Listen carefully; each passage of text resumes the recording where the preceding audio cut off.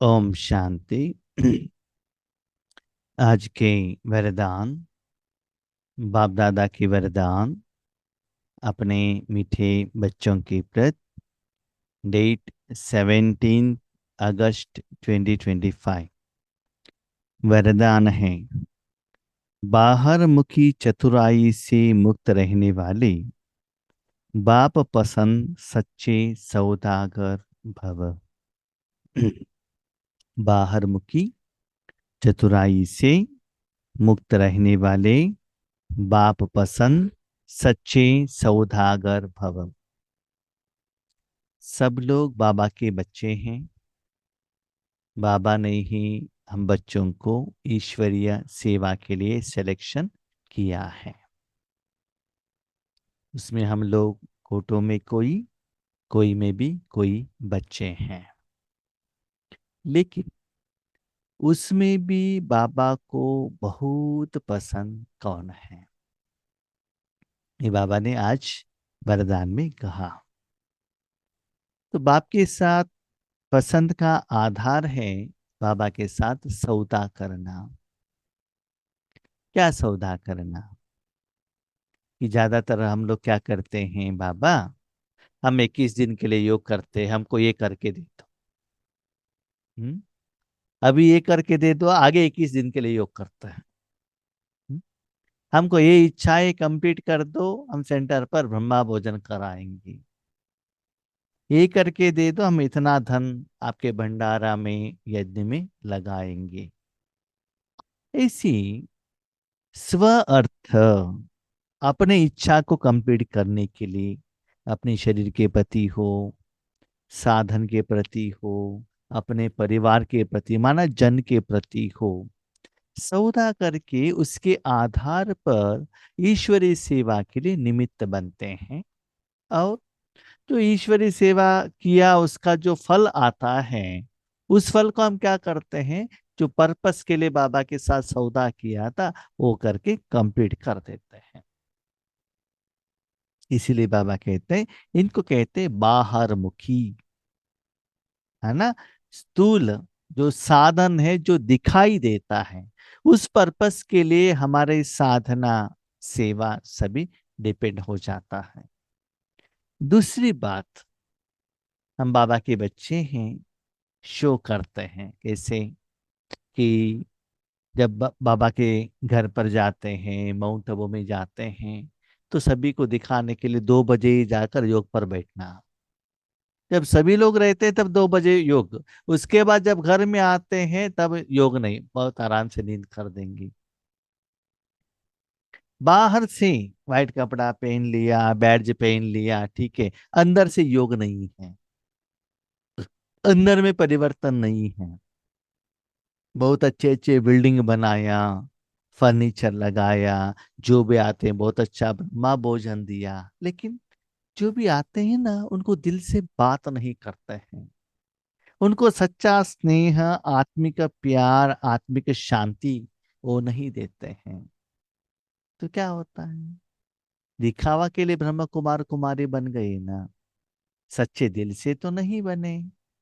इसलिए बाबा कहते बाहर मुखी चतुराई, दिखाने के लिए कि हम ही हैं, दिखाने के लिए हम ब्रह्म कुमार कुमारी बने, लेकिन अंदर से ऐसे नहीं बने।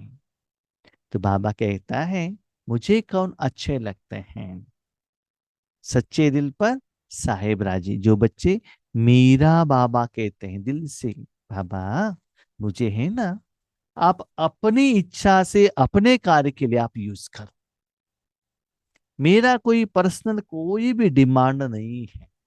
यहां तक हम ये भी नहीं कहेंगे कि मेरा विकर्म विनाश करो, मुझे सतयुग में जाना है, मुझे लक्ष्मी नारायण बनना है, मुझे राजा बनना है, नो। क्योंकि भविष्य का मेरे पोस्ट से भी ज्यादा वर्तमान समय में जो मेरे भाई बहन है, वर्तमान समय जो आत्मा इतना दुखी है, उनके समस्या का समाधान करना, उनको सुख में रखना, वो ज्यादा इंपॉर्टेंट है। भविष्य में क्या होता है वो देखकर क्या करेंगे, उसमें तो सभी लोग खुशी भी रहते हैं, नो प्रॉब्लम, लेकिन वर्तमान समय के लिए हमको सोचना पड़ेगा ना। तो बाबा के साथ आपका जो सौदा क्या है, स्थूल रूप में है या सूक्ष्म रूप में? स्थूल रूप में शरीर के लिए भोजन चाहिए, बिल्डिंग चाहिए, सिंहासन चाहिए, गहने चाहिए, ये है बाहर मुखता का, या अंदर से शांति, सुख, आनंद, प्यार, रूहानी रूप में स्टॉक करना, वो भी स्टॉक खुद के लिए नहीं, दूसरों को देने के लिए निमित्त बनना, दाता बनना, दानी बनना। तो बाबा को कौन पसंद आता है? गुप्त रूप में, सीक्रेट में रहकर, न नाम मान शान सम्मान, कुछ भी एक्सपेक्टेशन ना करते हुए, अंदर से बाबा के साथ में रहकर सच्चे जिंदगी का जो अनुभव करते हैं, वही बाबा को सदा पसंद आते हैं। उसको बाबा कहते हैं बाप पसंद। बाबा को भी वो बच्चे पसंद आते हैं, बच्चों को भी बाप वो पसंद आते हैं। तो इसलिए चेक कीजिएगा, आपने भगवान के साथ क्या सौदा किया है, किस बात के लिए सौदा किया है। आप हर रोज योग क्यों कर रहे हो, क्यों तपस्या कर रहे हो, क्यों पुरुषार्थ कर रहे हो? लौकिक में भी कोई कोई लोग है ना, लौकिक में भी कमाई करते हैं, लेकिन इंटेंशन अलग अलग रहता है। कोई कोई कमाई करते हैं, एक हफ्ते तक हजारों लाखों कमाई करते हैं ना, वीकेंड में जाके खाली कर देते हैं, है ना, ऐश करने के लिए, एंजॉयमेंट। कोई कोई अपने बच्चों को बड़े करने के लिए, उनको पालना करने के लिए कमाई करते हैं। कोई कोई अपने पास जो धन है ना, कोई बीमार लोगों को, गरीब लोगों को देते हैं, कोई कोई स्टूडेंट्स के लिए देते हैं, कोई कोई टेम्पल में देते हैं, कोई भोजन के लिए देते हैं, कोई कोई अपने पास ऐसा ही रख देते, स्टॉक जमा करते चलो, खुद भी भोजन नहीं खाते, कपड़ा नहीं पहनते, लेकिन जमा करते। मन हर एक आत्मा का जो कमाई करने का इंटेंशन अलग अलग रहता है।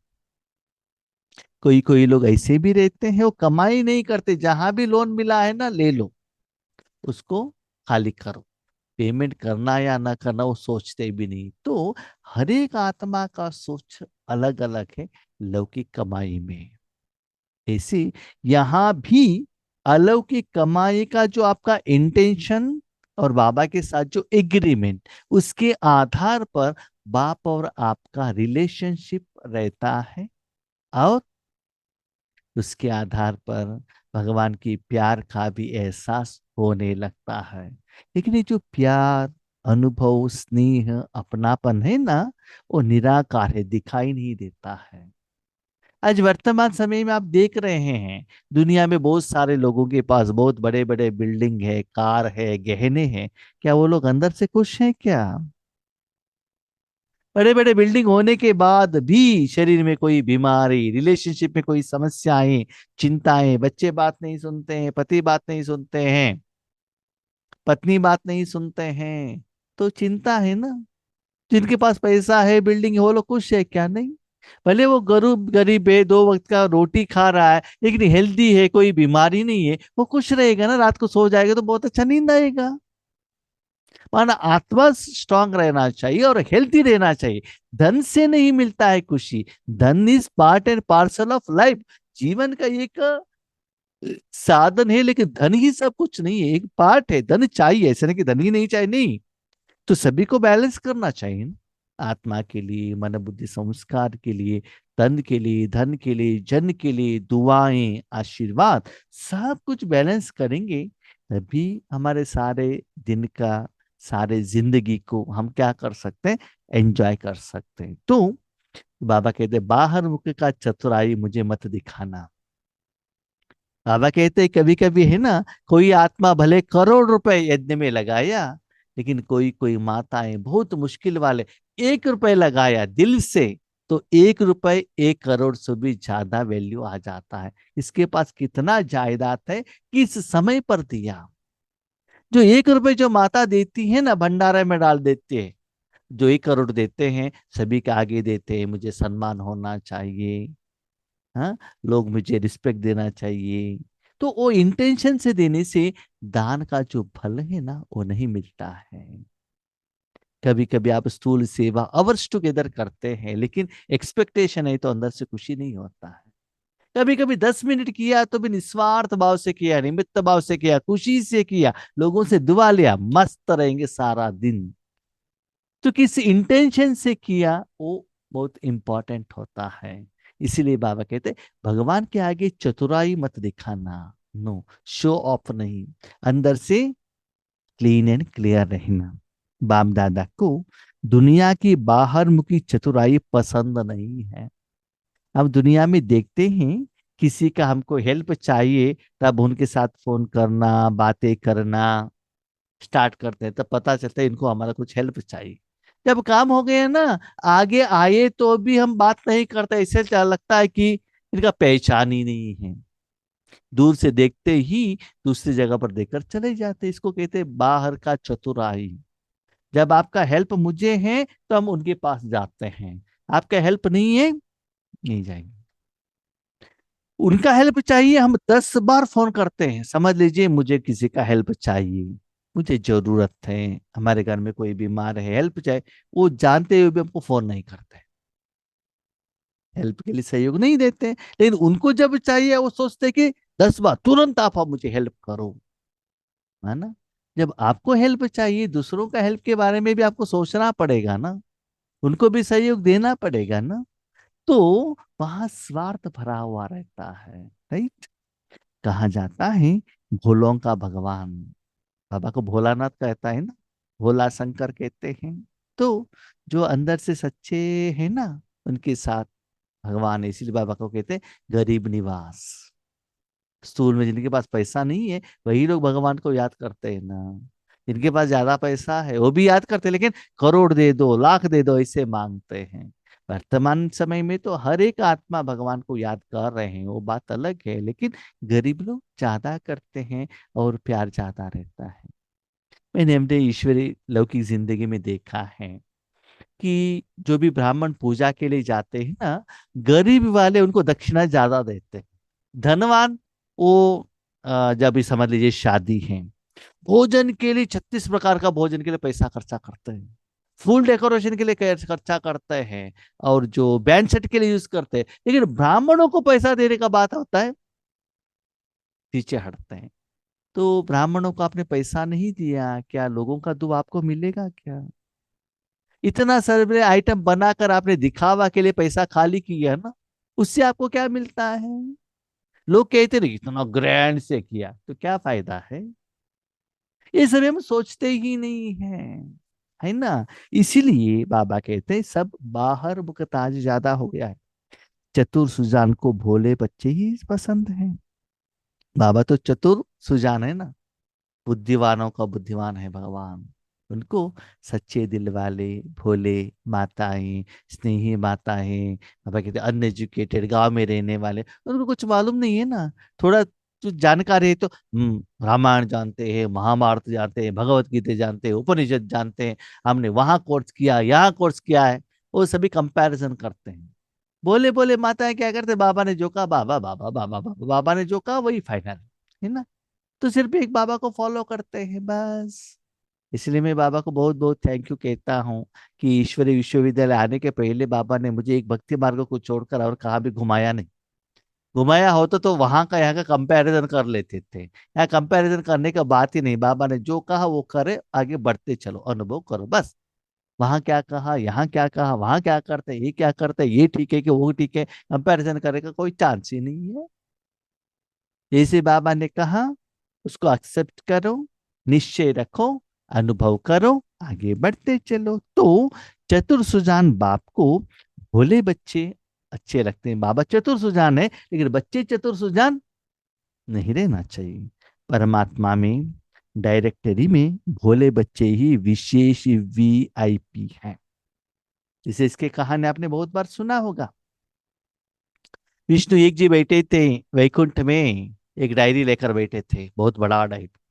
नारद जी आते हैं, नारायण नारायण नारायण नारायण। कितना बार नारायण कहा तो भी विष्णु जी डिस्टर्ब नहीं हो रहे, सीरियसली डायरेक्ट डायरी देख रहे। तो नारद जी कहते आप इतना सीरियसली कौन से बुक देख रहे हो? तो कहते जो भगत मुझे याद करे उनका देख रहा हूँ। तो उसमें किस किस का नाम है, मैं देख सकता हूँ क्या? हाँ जरूर देख सकते हो। तो डायरी ले लिया, नारद ने देखा तो पहला नाम नारद का था, क्योंकि बार बार बार बार नारद नारायण नारायण नारायण नारायण कहता था। तो नारद को बहुत खुशी हो गया, जो भगत भगवान को याद करते हैं। उसके बाद वो नीचे धरती पर आया, वहां हनुमान जी थे, तो उन्होंने कहा आज मैं वैकुंठ गया था, वहां विष्णु एक डायरी देख रहे थे, सीरियसली देख रहे थे, जो भगत भगवान को याद करते हैं उसमें मेरा पहला नाम था। ठीक है। उन्होंने और एक बात कही, उसमें आपका नाम नहीं था। तो हनुमान जी ने कहा मुझे कोई जरूरत ही नहीं है, उनका डायरी में नाम है कि नहीं मुझे कुछ लेना देना नहीं, मेरे दिल में तो भगवान है बस। कौन क्या करता है, कौन कितना याद करता है, भगवान उनको क्या देता है, मुझे कुछ लेना देना नहीं है। मुझे जो भगवान मिलना चाहिए, भगवान से मिलना चाहिए, वो मेरे पास है, खुद भगवान ही मेरे पास है, और किसी का मुझे जरूरत है ही भी नहीं। तो दिल में रखा, हृदय सिंहासनधारी बाबा कहते हैं ना। ठीक है। थोड़े समय के बाद नारद जी और एक बार वैकुंठ में गए, तब एक छोटा सा डायरी था। तभी विष्णु इतने सीरियस रूप में उसको देख रहे थे, तो नारद जी ने कहा ये क्या देख रहे हैं। तो भगवान ने कहा, माना विष्णु जी ने कहा कि मैं जिनको याद करता हूं, पहला था भगत विष्णु को याद कर, दूसरा डायरी था छोटा सा विष्णु जिनको याद करते हैं। तो खुद को चेक कीजिएगा कि आप भगवान को याद करते हो कि भगवान आपको याद करता है। क्वेश्चन कैसे पता चलेगा? रेड लाइट लगाकर आगे, ट्रांसलेटर रखकर, बहुत अच्छा रूप बनाकर, एसी डालकर, अगरबत्ती लगाकर, कॉमेंट लगाकर, अपने मन को परंधा में रखने के बाद भी आपको अनुभव नहीं हो रहा है, समझ लो आप भगवान को याद कर रहे हो। इतना सब होने के बावजूद भी, इतना मुश्किलात लेने के बाद भी अनुभव नहीं हो रहा, आप भगवान को याद कर रहे हो। कुछ भी नहीं कर रहे हो, वेजिटेबल मार्केट में वेजिट लेने के लिए गए हो, टक से मन शांत हो जाता है, पता चलता है। वहां तो सराउंडिंग में इतना भीड़ रहता है, कोई कोई कह रहा है 10 रुपए में 4 केजी, कोई कहता है 20 रुपए 5 केजी, इतना हंगामा है, लेकिन आपका मन शांत है। आपका संकल्प भी नहीं था कि मुझे बाबा को याद करना है। हाँ? बस में बैठे हो, टक से आपका मन शांत।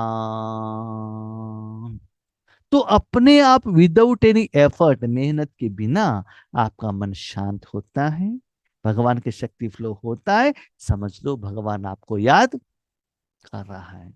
अभी आप देख लीजिएगा, कभी कभी आप किसी को फोन करते हो, कभी कभी वो आपको फोन करते हैं, है ना?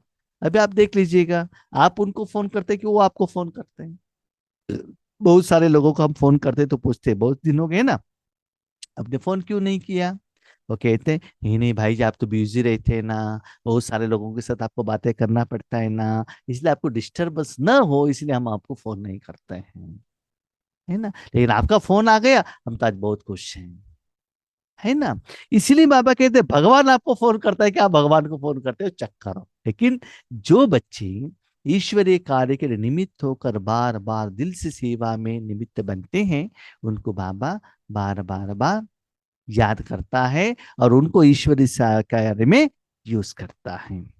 परमात्मा डायरेक्टरी में भोले बच्चे ही विशेष वीआईपी हैं, जिनमें दुनिया वालों के आंख नहीं जाती, वही बाबा से सौदा करके परमात्मा नयनों के सितारे बन गए। दुनिया वाले वीआईपी बनना है तो political leader, post, position, film actor, पैसा, नाम मान शान, इन्फ्लुएंस, एजुकेशन, जॉब, कुछ ना कुछ क्राइटेरिया चाहिए, कंडीशंस। यहाँ बाबा कहता है मुझे तो सिंपल भोले बच्चे बाबा कहते हैं, उतना ही मेरा कंडीशन है बस। दुनिया के लोग में जो वीवीआईपी है ना, मेरे इस लिस्ट में वो लोग नहीं है, मेरे लिस्ट में अभी भी गुप्त है मेरे बच्चे। जो वीवीआईपी है बहुत सीक्रेट है, बच्चे जाने बाप जाने, और किसी को भी मालूम नहीं है। वो तो आंखों के सितारे हैं, इसका मतलब भगवान सदा उस बच्चों को ही देखते रहते हैं। हर सेकंड में बच्चे देखो आपने ये किया, ये किया, एक मत करना, ये मत करना। जैसे कि छोटा बच्चा माँ की गोद में रहता है, थोड़ा भी कुछ गलती करता है तुरंत माँ कहती है अच्छा ऐसे मत करना, है ना? तो ऐसी भगवान आपको एजुकेशन देता है। भोले बच्चे ही दिल से कहते मेरा बाबा, इसी एक सेकंड के एक बोल से अनगिनत खजाने का सौदा करने वाले सच्चे सौदागर बन गए। भोले बच्चे क्या कहते हैं मालूम है? मेरा बाबा।